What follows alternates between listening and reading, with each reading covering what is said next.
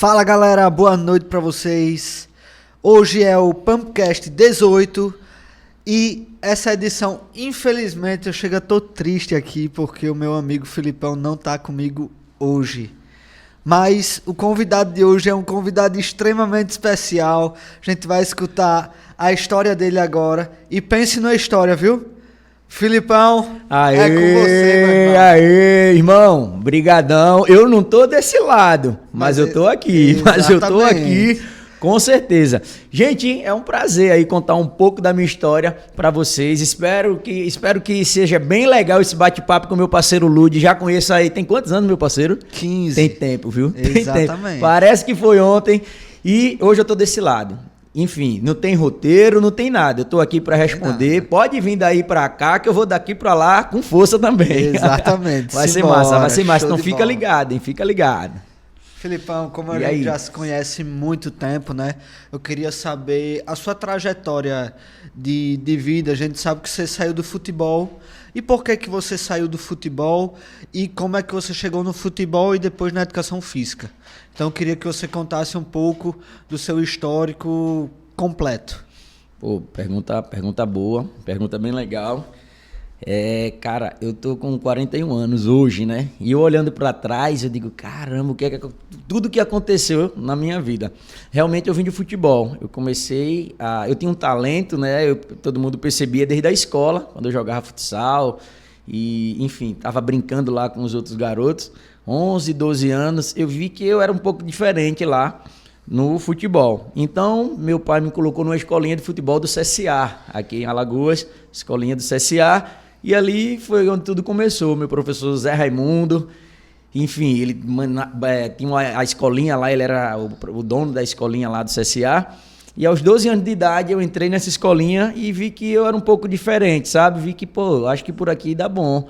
Eu gostava muito de correr, magrinho, né? Aquele cara magrinho.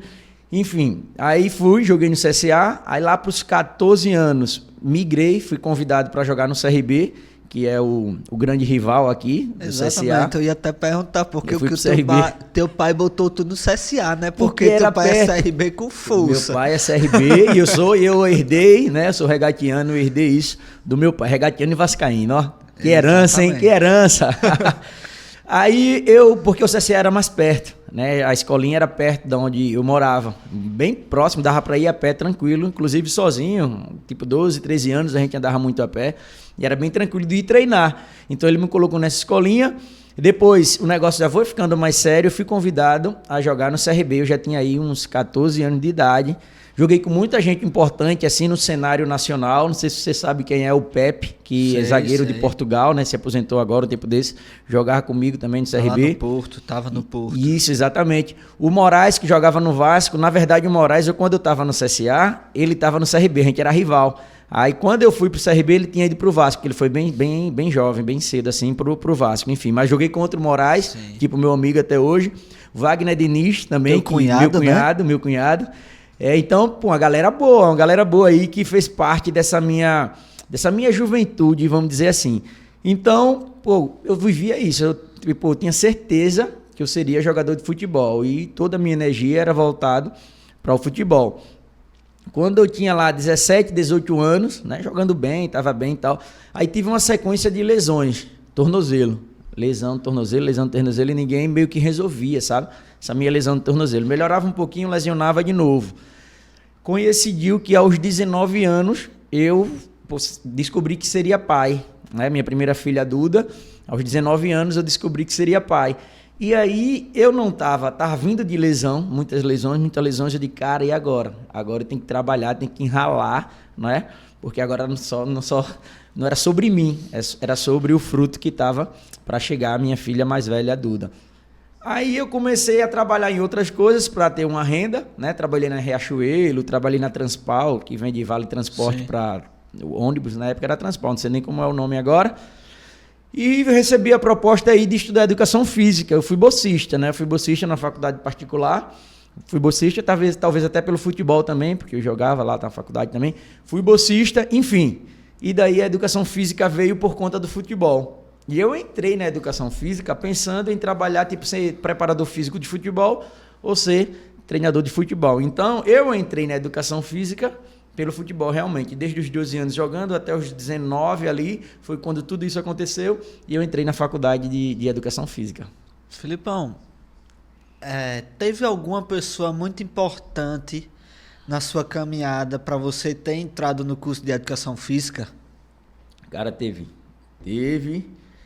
inclusive, uma pessoa, ela não está mais presente aqui entre nós, né? Ela faleceu, minha madrinha Jaque, que eu tenho, assim, tipo, uma gratidão muito grande, sabe? Muito grande mesmo, por ela, porque ela acreditava em mim mais do que eu mesmo, sabe? Ela acreditava demais em mim. Então, a Jaque foi uma pessoa muito importante para eu estar aqui hoje, tá? Eu devo muito a ela mesmo, assim, tipo, de coração. Eu não tava nem esperando, assim, falar, tipo, nela, mas realmente eu não tenho como deixar passar. Sim. A Jaque realmente era minha madrinha, ela infelizmente faleceu. Sinto muito até hoje, né? Sinto falta Sim. das nossas conversas e todo o apoio e incentivo que ela sempre me deu. Então, sinto muita falta mesmo. E também, André. Cara, esse cara nunca mais eu tive o contato, mas ele foi muito importante, porque mesmo eu sendo bolsista, a primeira mensalidade da faculdade eu teria que pagar, e ela era integral, deveria ser um pouco menos que um salário mínimo. E eu não tinha esse valor para entrar na faculdade.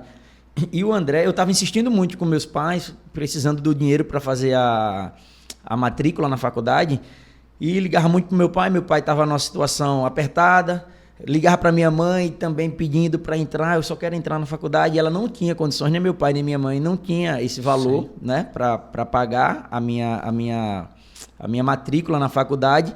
Eu insisti tanto falando com a minha mãe no telefone que o rapaz que tá, André, não esqueço nunca esse nome, sou muito grato ao André também. Pô, você foi muito fera. Perdi o contato, infelizmente, mas André, você tá gravado aqui, não esqueço jamais de você.